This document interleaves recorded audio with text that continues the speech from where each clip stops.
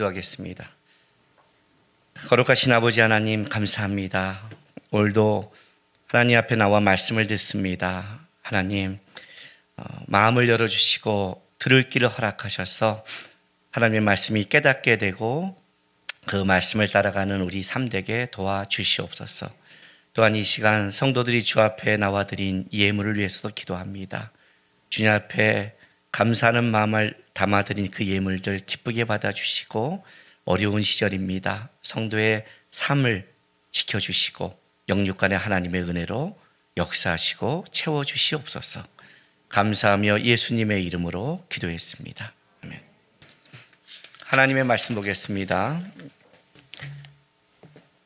마태복음 26장 17절부터 29절까지 우리 한 절씩 교독합니다.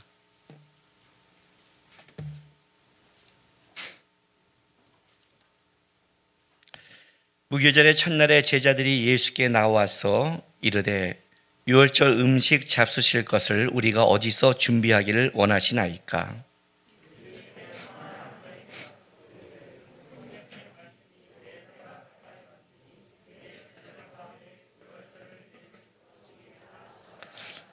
제자들이 예수께서 시키신 대로 하여 유월절을 준비하였더라.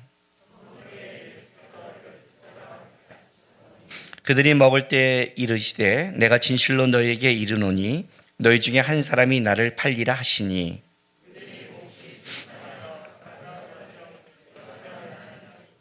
대답하여 이르시되 나와 함께 그릇에 손을 넣을 그가 나를 팔리라.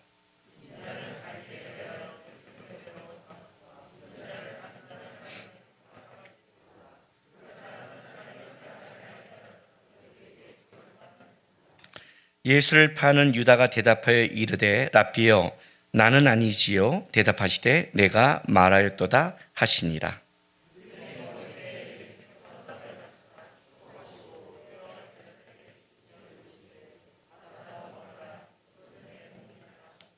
또 잔을 가지사 감사 기도하시고 그들에게 주시며 이르시되 너희가 다 이것을 마시라.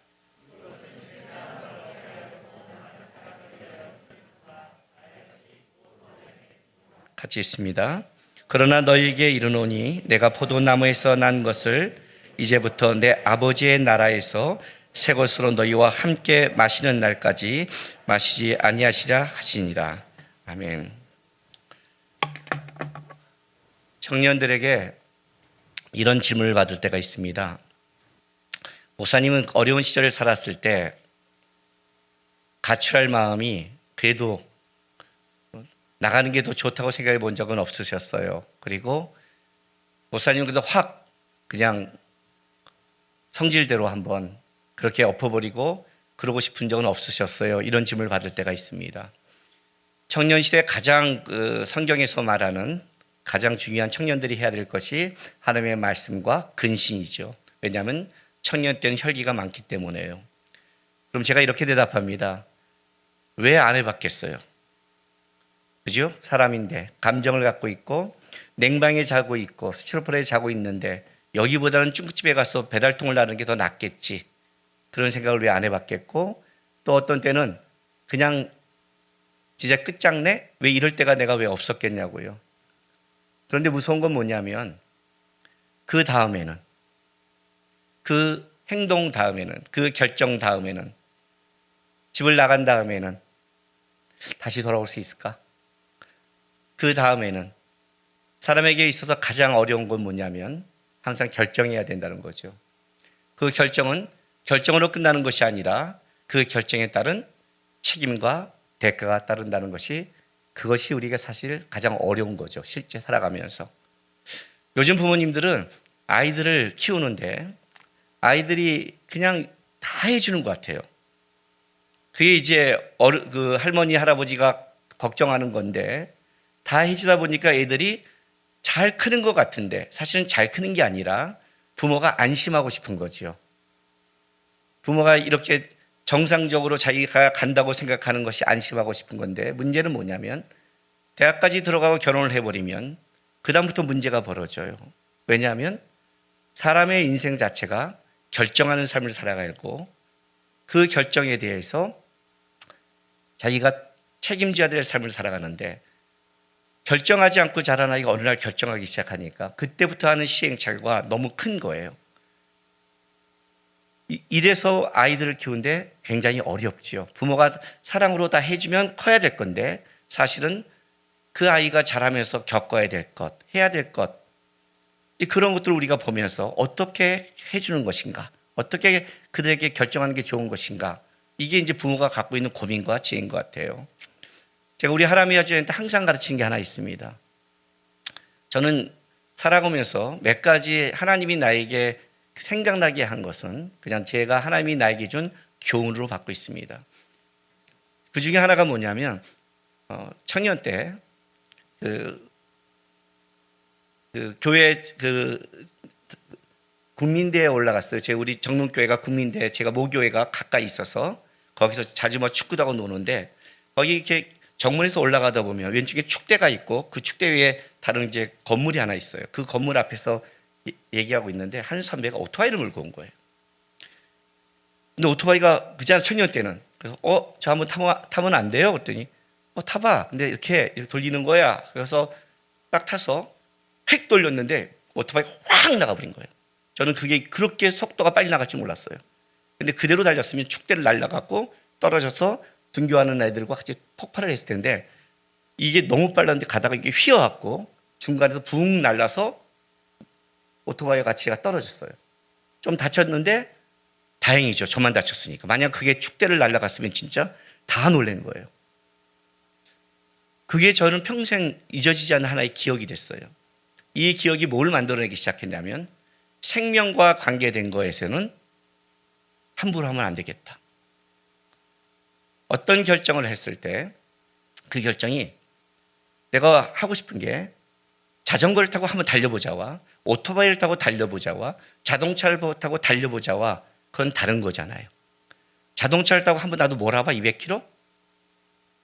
얼마 전에 그런 얘기 한 적이 있어요. 전기차가 속도가 더 빠르대요. 시작은. 이렇게 출발은. 근데 저는 항상 그 T코 때부터 어떤 운전 습관이 있냐면 출발 라인에 있으면 옆에 페라리가 있어도 제가 먼저 T코가 튀어나가요. 이게 안 좋은 운전 습관이죠. 그죠? 페라리가 있어도 일단 내가 먼저 튀어나가요. 페라리가 되게 기분 나빠요. 좀 이따 붕 따라가요. 왜냐하면 확 나가는 게 T코는 기분 나쁘잖아요. 근데 습관이 그래요. 출발선에서는 쫙 나가요. 그래서 전기차가 빠르다길래 아니야 야 우리끼리는 그 출발이 그 운전 습관에 따르지 그렇게 우리나라에서 그 순간 막 나갈 때 팍팍 밟냐? 지금 30km 50km인데 그렇지 않겠어요? 나는 여태까지 어떤 스포츠카가 있어도 T코 때부터 내가 먼저 나갔어. 운전 습관의 문제야. 그런 건 있지만 제가 잊지 못하는 건 뭐냐면 항상 안전거리를 두고 옆에서 누가 왕 갔을 때 저기 나랑 경쟁을 해? 한번 밟아. 우리 그러잖아요 보통. 그 짓은 안 해요. 한번 그 짓을 했다가 사고 날 뻔한 적을 보면서 아무리 충동적이고 아무리 감정적이어도 생명과 관계되고 인생의 중요함과 관계된 것은 더 많은 생각을 하고 삶을 조심하고 해야겠다. 그 생각을 항상 하고 살아요. 그래서 아이들한테 그걸 가르쳐요. 외국에 나갔을 때 아무리 궁금해도 어두운 길에 이상한 데를 가지 마라. 인생에 중요한 원칙이 있다. 하람이가 운전면허를 따서 아빠 한 번 저 운전해보면 안 돼요? 안 돼. 너 이 보험 안 들었어. 그 사람 없는 길에 안 돼. 그런 식의 습관을 갖지 마. 너 차가 있거나 보험이 있거나 정확하게 배울 때 생명과 직결되고 큰 거와 직결될 때는 충동적이거나 한 번쯤 하지 마. 그 한 번쯤이 인생의 문제가 삼을 수 있어. 그렇게 얘기하는 거죠. 왜냐하면 실제 우리의 삶 속에 인생에서 결정하는 것이 쉽지 않기 때문에 그런 거예요. 오늘 이 문제가 왜 나오냐면 오늘 우리가 읽은 본문은 성찬식입니다. 성만찬은 굉장히 중요한 사건이죠. 그런데 우리가 마태복음을 보면 성만찬이 이렇게 됩니다. 이 성만찬 사건을 쭉 설명하는데 이 성만찬 사건은 굉장히 중요한 6월절의 완성이고 앞으로 주님 날아갈 때까지 기념해야 될 가장 중요한 이 사건 속에 뭐가 들어가냐면 1절부터 25절까지 예수님을 판 가룟 유다의 배신의 사건을 이 중간에 집어넣는 겁니다. 왜 예수님은 성만찬 사건 속에 가룟 유다를 참여시켰으며 그가 함께하다가 그가 이때 배신하건 여기서 그때 가룟 유다의 일을 하라고 얘기하는 장면을 집어넣습니다. 그 마태복음을 보면 성만찬 사건에 있던 어떤 사건적 기록으로 보는 것 같지만 요한복음 13장 21절부터 30절은 요한이 기록한 성찬식 사건입니다. 그런데 요한이 기록한 이 성찬식 사건을 여러분 제가 빠르게 이 요한복음을 읽어볼게요. 여러분이 한번 들어보세요. 마태복음과 한번 비교해 보세요. 예수께서 이 말씀을 하시고 심령에 괴로워 증언하여 이르노니 내가 진실로 진실로 너희에게 이르노니 너희 중 하나가 나를 팔리라 하시니 제자들이 서로 보면 누구에게 대하여 말씀하신지 의심하더라. 예수의 제자 중 하나 곧 그가 사랑하는 자가 예수의 품에 의지하여 누웠는지라. 시몬 베드로가 머리짓을 하여 말하되 말씀하신 자가 누구인지 말하라 하니 그가 예수의 가슴에 그대로 의지하여 말하되 주여 누구니까? 예수께서 대답하시되 내가 떡 한 조각을 적셔다 주는 자가 그니라 하시고 곧 한 조각을 적셔서 가룟 시몬의 아들 유다에게 주시니 조각을 받은 후 곧 사단이 그 속에 들어간지라. 이에 예수께서 유다에게 이르시되 내 하는 일을 속히 하라 하시니 이 말씀을 무슨 뜻으로 하셨는지 그 앉은 자 중에 아는 자가 없고 어떤 일은 유다가 돈깨를 맡았으므로 명절에 우리가 쓸묵을 사라 하시든지 혹은 가난한 자들에게 무엇을 주라 하신 줄로 생각하더라. 유다가 그 조각을 받고 곧 나가니 밤이더라. 그러면 이 성만찬 사건을 요한이 기록한 걸 한번 보면 여러분이 뭘 느끼십니까? 요한은 예수님이 마태에서 기록한 성만찬이 한 이유, 이것은 내 몸이니 이것은 내 피니 나누면서 이걸 기념하라는 성만찬의 의미보다는 가룟 유다의 배신에만 집중적으로 맞추고 있습니다. 도대체 이 성만찬이 얼마나 중요한 거예요, 여러분? 성찬식은 그냥 성찬식이 아니라 유월절의 완성인 겁니다. 출애굽한 유월절, 이스라엘을 택한 이유, 우리가 영적 이스라엘이잖아요. 그것이 완성이 예수 그리스도로 완성되는 겁니다. 그리고 나서 이 성만찬은 그대로 끝나는 것이 아니라 오늘 마태복음 26장 29절에 보면 예수님께서 이렇게 말씀하십니다. 그러나 너희에게 이르노니 내가 포도나무에서 난 것을 이제부터 내 아버지의 나라에서 새 것으로 너희와 함께 마시는 날까지 마시지 아니하리라. 뭐예요? 성만찬은 유월절이 십자가를 바라볼 때까지 예수가 올 때까지 지켜야 될 절기라면 이제 성찬식은 우리가 평생을 기념하는데 예수 그리스도가 오실 하나님의 나라에서 우리가 같이 그와 연합하며 먹고 마실 날을 기대해야 될 또 다른 하나의 유월절이 된 거죠.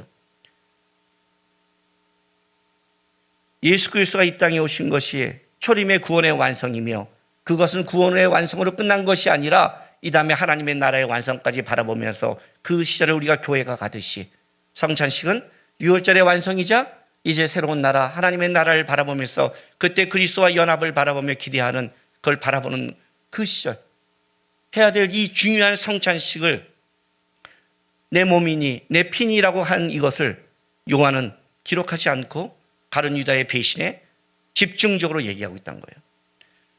요한복음이 마태, 마가, 누가가 쓴 다음에 마지막에 썼다면 요한은 이제 공간복음에 쓴 성찬식에 대한 의미를 알고 있고 그거를 완전히 보완하는 거죠. 단순한 머릿속에 갖고 있는 종교적인 것이 아니라 진짜 성찬식이 말하는 의미가 뭔지를 요한은 보완해서 쓰는데 그 보완의 의미가 가룟 유다에 파는 것을 아주 자세하게 직설적으로 얘기했다는 것은 요한이 말하는 가룟 유다의 배신이 성찬식에 갖고 있던 어떤 의미가 담겨 있다는 거죠. 그 얘기를 하고 있는 거예요. 우리가 마태를 먼저 찾아보면 성찬식의 의미를 먼저 찾아본다면 17절에 무교절의 첫날에 이렇게 시작합니다. 이것 때문에 우리가 이제 예수님이 하신 이 성찬식 사건이 좀 헷갈리기 시작합니다. 무교절이라는 것은 유월절이 지난 그 다음 날을 생각하기 때문에 우리가 좀 헷갈리지만 이거는 그런 뜻을 갖고 있는 게 아닙니다. 여러분 우리가 그 구정이나 추석 때 보면 구정과 추석은 하루죠. 아니에요? 3일이에요? 노니까, 그죠? 하루인데 앞뒤로 놀게 해주는 거죠. 원래는 하루인데. 근데 우리는 그냥 구정이라고 부르듯이 유대인들은 유월절 그리고 무교절이라는 날을 딱 구분해서 하는 것이 아니라 함께 묶여서 그냥 그들이 말하는 총칭해서 부르는 그런 절기라고 얘기하는 거예요. 이게 이제 우리를 헷갈리게 해요. 이건 그냥 총칭해서 이제 절기가 오는 거예요. 왜 이게 중요하냐면 유대인의 그 하루의 개념, 시간의 개념과 우리가 갖고 있는 하루의 시간의 개념이 달라요. 우리는 밤 12시가 넘어야 하루가 시작되죠. 그리고 그 다음날 24시간이 지나지만 유대인들은 해가 질 때 하루가 시작해서 그 다음에 다시 그 다음날 가서 해가 질 때까지. 그러니까 우리로 한다면 어떻게 할까요? 만약 시간을 쪼갠다면 오후 6시에 해가 진다면 오후 6시가 하루의 시작이 되는 거죠. 6월절이 그러면 어떻게 되느냐? 14일, 6월절은 14일이니까 14일 오후 6시가 이제 6월절이 시작인 거예요. 예수님은 언제 돌아가셨느냐? 13일에 돌아가세요. 13일. 성찬식은 바로 13일 저녁인 거죠. 그리고 어떻게 돼요? 이제 성찬식 끝나고 겟세마네에서 기도하시며 붙잡혀 가시고 13일 오후 6시에 오후 3시에 돌아가시죠. 오전 9시에 십자가에 달리시고 오후 3시에 돌아가시고 이제 3시간 있다가 어떻게 돼요? 6월절이 시작하는 거예요. 그러니까 정확히 말한다면 예수님의 6월절의 그 식사는 6월절 한 게 아니라 하루 앞당겨서 한 거예요. 아셨어요? 예수님께서 제자들에게 이 6월절을 준비하는 것이 어떤 이유인지 모르겠지만 하루를 앞당겼어요. 제자는 묻지 않았어요. 왜냐하면 예수님이 행하신 일들이 여태까지 여러 가지 또 안식일이나 어떤 개념에 대해서 예수님이 하신 해석과 방법이 달랐기 때문에 예수님의 말씀에 순종했을 뿐이에요. 하루 전날 6월절을 해요. 재밌는 건 이거예요. 6월절에는 뭘 하냐면 누룩 없는 거를 12일을 제거하고 13일에는 6월절 어린 양을 준비해요. 왜냐하면 14일 날 저녁부터 6월절에는 6월절의 어린 양에 대해서 음식을 나눠 먹거든요. 왜냐하면 원래 6월절의 시작은 문과 문설주와 문지방에 양의 피를 바르고 넘어가는 걸로 시작이기 때문에 6월절에는 6월절의 어린 양을 잡는데 성찬식 어느 본문에도 6월절의 어린 양에 대한 말씀이 없어요. 먹는 이거는 내 몸이니 내 피니라고 해요. 그렇다면 예수님께서 13일날 6월절을 잡는 날이라면 예수님이 이것이 내 몸이다, 내 피다라는 것은 예수님 자체가 내가 6월절에 어린 양이라는 뜻이에요. 그가 완전한 제물이 되시고 완전한 제사장이 되셔서 어떻게 하세요? 그가 구원을 이루시잖아요. 그가 하루 전날 6월절 어린 양을 잡는 그 시간에 예수님은 성찬식을 성만찬을 거행하고 있는 거예요. 성만찬을 거행하면서 이제 뭐라 그래요? 완벽한 제물. 여태까지는 항상 부족하니까 다른 것이 대속하니까 양이 대속하니까 1년씩 계속 기념하고 갔지만 그러나 지금은 어떻게 되죠? 이게 내 몸이다. 이것이 내 피다. 이걸 먹음으로 너는 어떻게 한다? 나와 연합하는 거다. 내 안에 들어오는 것이다. 그분이 한 마리의 어린 양이 되셔서 6월절에 준비를 하신 거죠. 그리고 이제 6월절이 되기 전에 그분이 어떻게 돼요? 십자가에 돌아가셔요. 왜냐하면 6월절이 지난 그 다음 날이 무교절이고 그것이 무교절 시작하는 날, 첫 태생을 잡는 것, 예수님이 부활의 첫 열매가 되는 것, 그걸 준비하기 때문에 예수님께서 정확하게 자기가 이 성만찬 사건을 시작하고 있는 거예요. 성만찬을 하신 이유가 뭘까요? 이것이 내 몸이다, 이것이 내 피다라고 한 것이 뭘까요? 여러분이 성찬식을 하면서 떡을 떼고 포도주를 마실 때마다 우리는 기념을 해요. 기념한다는 것은 단순하게 그 옛날의 과거의 사건을 기념하는 게 아니에요. 제가 신학교 다닐 때 우리 그 교수님이 하신 말씀이 있어요. 종교 개혁이 시작되고 그 다음에 여러 가지 이 그 성만찬에 대한 것이 여러 가지가 그 정리를 해요. 우리 개신교는, 장로교는 영적 임재설이라고 그래요. 먹는 거는 떡을 먹고 포도주를 마시지만 그걸 먹는 순간 하나님과 영적으로 연합하는, 단순하게 떡과 포도주의 사건이 아닌 그 사건 속에 하나님과 연합하는 사건이라고 봐요. 천주교는 화채설이라고 그러죠. 그런데 쯔빙길리는 기념설이라고 그래요. 그냥 기념하는 거다. 그런데 교수님이 이런 말씀을 했어요. 쯔빙길리보다 차라리 천주교가 나아, 이렇게 말했어요. 이게 무슨 말인지 아세요? 그냥 기념하는 게 아니라는 거예요. 과거의 사건을 그냥 기념한다면 우리와 관계가 없는 거예요. 그것이 내가 그리스도와 연합하는, 그것이 화채설이든 우리가 몽수는 어떻게 그게 피가 돼?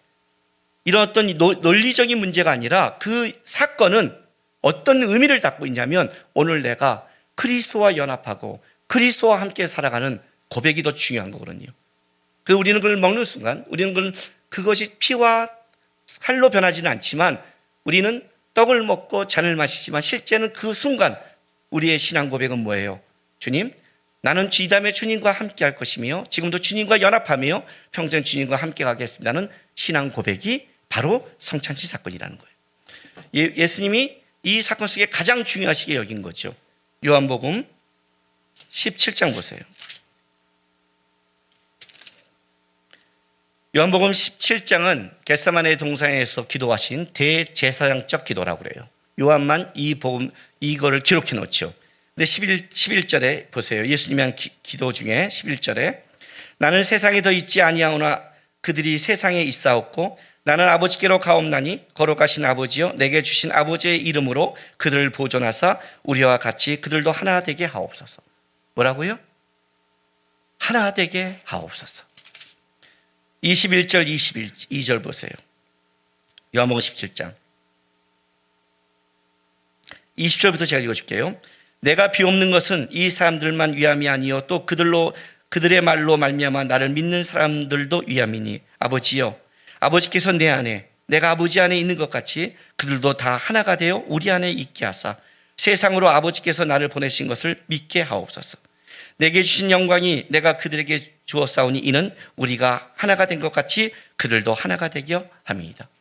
예수님께서 이 성찬식을 끝나고 겟세마네 동산에 기도하세요. 그 기도의 가장 중요한 것 중에 하나는 뭐냐면 물론 내 온대로 마시고 아버지의 뜻대로 하라는 그 십자가를 지는 거의 기도는 바로 이 목적, 하나 되게 하는,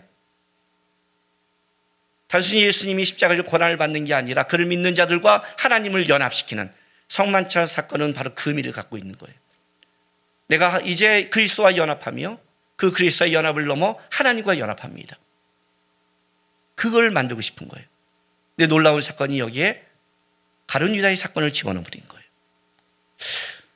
이 가룟 유다의 이 사건을 보면 굉장히 놀라워요. 왜냐하면 23절에 나를 팔자라고 예수님께서 배란간 얘기를 해요. 이거는 성만찬 사건의 배란간 초를 친 거예요. 그렇지 않아요? 만약 오늘 우리 식으로 한다면 이렇게 말할 거예요. 왜 이때 이런 얘기를 해? 아니 이 좋은 사건에 왜 이런 얘기를 해? 그지요? 끝나고 해도 되잖아. 여러분 아니에요? 근데 예수님 왜 했을까요? 이 사건에. 재밌는 건 뭐냐면 가룟 유다가 성찬식에 참여하고 있다는 거예요. 나와 함께 떡을 하는 거니까. 여기 본문에 뭐라고 말하냐면 근심하니까 나와 함께 그릇에 손을 넣는 그가 나를 팔리라. 이렇게 말하면 우리는 어떻게 되죠? 가룟 유다인지 다 할 텐데 왜 물을까? 이렇게 하잖아요. 근데 이게 과거 시제예요. 과거 시는 뭐냐면 식초와 이 과일로 합친 그 스프가 있어요. 빵을 이렇게 찍어서 우리 뭐랄까요? 발사미 있죠, 우리 시큼한 거. 그렇게처럼 이게 더운 나라니까 그걸 찍어 먹는데 이게 과거 시제는 뭐냐면 다 이렇게 찍어 먹은 거예요. 그래 무슨 말이냐면 가룟 유다만 딱 찍어 먹으면 날 텐데 과거 얘기했으니까 다 찍어 먹은 거죠. 누군지 모르는 거예요. 제자들이 다 찍어 먹었을 거 아니에요. 그래서 모르는 거예요. 너희 중에 있다예요, 지금. 있다예요. 그러니까 근심하는 거예요. 그랬더니 재밌는 게 뭐냐면 이거예요. 25절에 예수를 파는 유다가 대답하여 이르되 랍비여 나는 아니지요. 이렇게 말해요. 요 말이 재밌어요. 대단하지 않아요, 유다요? 나 같으면 말 못할 것 같아요. 근데 이게 부정적 대답을 기대하는 말로 썼어요. 그러니까 자기는 진짜 예수님이 이렇게 말하는 거예요. 너는 당연히 아니지, 이 말을 기대하고 한 말이에요. 그런데 예수님이 뭐라고 그래요? 너가 말했다는 거예요. 예수님의 돌직구는 가끔 우리를 당황시켜요. 왜냐하면 이거는 NIV에 이렇게 의역됐거든요. 저는 정말 아니지요, 이렇게 물은 거였어요. 너야, 이렇게 말한 거예요. 너야. 왜 예수님이 이렇게 말했고, 왜 여기를 드러냈고, 왜 이렇게 했을까요? 오늘 여기 뭐라고 말하냐면, 그는 차라리 24절에 태어나지 아니하면 좋았다. 이거는 구약 속담이에요. 가장 비참한 상태에 빠질 거를 표현한 거예요. 가장 너가 이걸 안타까이 말하는 거예요. 왜 태어나지 않을 분을 태어나게 했을까? 이렇게 말하는 게 아니라 지금 네가 한 결정, 네가 한 행동은 가장 비참한 상태에 빠질 거라는 구약적 속담을 얘기해 준 거예요. 이 표현을 썼어요. 요한복음으로 갈게요. 요한복음은 더 무서워요.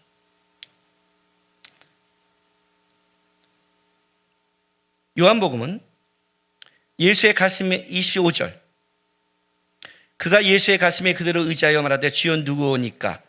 그건 23절 그가 사랑하는 자 요한을 말하는데, 요한이 물었더니 26절에 예수께서 대답하시되 내가 떡 한 적을 적셔다가 주는 자가 그니라고 한 조각을 적셔 가룟 유다 아들 시몬에게 아들 유다에게 주시니 조각을 받아놓고 사단이 그 속에 들어간지라. 이에 예수께서 유다에게 이르시되 내가 하는 일을 속히 하라 하시니, 아마 유다에게 말했을 거예요. 살짝 주시면서 네가 하는 일을 속히 해.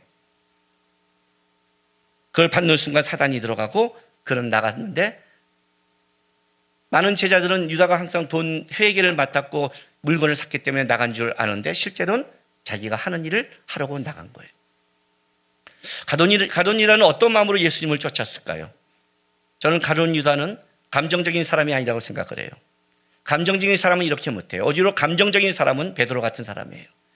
열심히 쫓겠다고 말하고 쫓아가다가 중간에 안 되면 이렇게 하는 거지. 가룟 유다는 굉장히 의지적인 사람이죠. 예수님이 이 정도 말했다면 벌써 다른 사람의 심장이 뛰었을 거예요. 근데 그 앞에서 이렇게 정말 저는 아니지요 자기를 확인하고, 그리고 예수님이 너다 말하고 네 할 일을 하라 할 때 당당히 나가는 사람이라면 이 사람은 보통 사람은 아닐 거예요.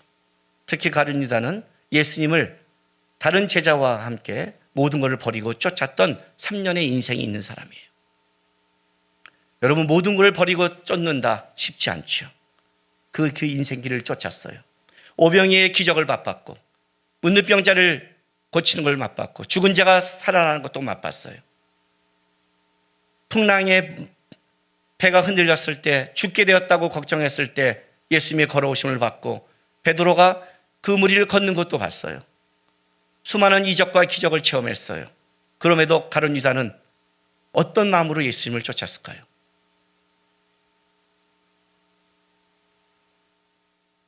오늘 제가 본문 제목을, 설교 제목을 지난주에 우리 김승원 목사의 제목을 패러디했어요.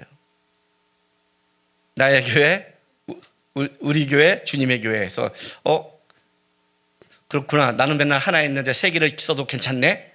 그래서 너의 일, 주님의 일, 나의 일. 저도 패러디를 했어요. 3년을 쫓았던, 기적을 맛봤던, 그가 인생을 희생했던, 자기가 한 건 아무 중요하지 않은 거예요. 그는 예수를 쫓는 사람이 아니었어요. 자기의 의도를 갖고 있는 거죠. 예수를 보고서 자기의 꿈을 담았겠죠. 예수의 능력과 실력을 보면서 이 사람을 따라간다면 자기가 이룰 생각이 있었겠죠. 그러니까 그 예수와 인생을 드렸겠죠. 3년의 인생을 드렸고, 그 옆에서 회개를 맡아서 열심히 도왔다는 것은, 누구보다 그 돈 관리를 했다는 것은 예수 옆에서 잘 자란 일을 다 처리해 줬다는 뜻이에요. 그날도 나갔을 때 제자들이 또 뭔가를 나갔다는 것은 아마 뭐 하다가 필요하면 유다는 그걸 다 바라보고 채웠을 거예요. 의지적인 사람이고 인생의 목적이 분명한 사람이에요. 그 목적이 안 됐을 때 가룟 유다가 목을 메고 죽는 걸 본다면 그는 자기 인생의 어떤 꿈과 비전을 예수를 통해 봤을 거예요. 그런데 그는 예수와 연합하지는 않았어요. 이게 중요한 거예요. 세상 사람들도요, 교회를 와요. 선거철이 되면 오기도 하고, 또 장사기도 오는 사람도 있어요. 교회는 다 예수만 믿는 사람이 오지는 않아요. 그러나 교회는 예수와 연합하려고 오는 곳이에요. 예수와 함께 하려고 오는 것이에요. 내 꿈을 예수에 담는 게 아니라 예수의 꿈을 우리가 받는 거예요. 이 얘기를 하는 거예요. 성찬식에 참여했어도 예수와 연합해야 되는 거예요. 아무리 떡을 떼고 내 떡을 받아 먹어도 그가 예수와 연합하지 않는다면 그는 뭐예요? 가장 비참한 상태에 빠질 것이다.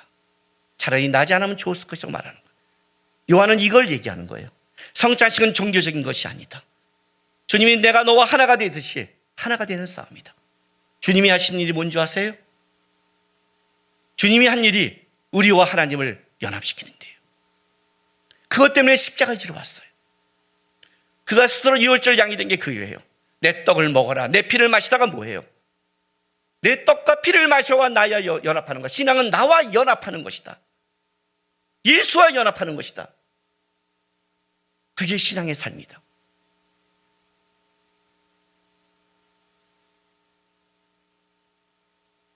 세상은 너의 일을 해요.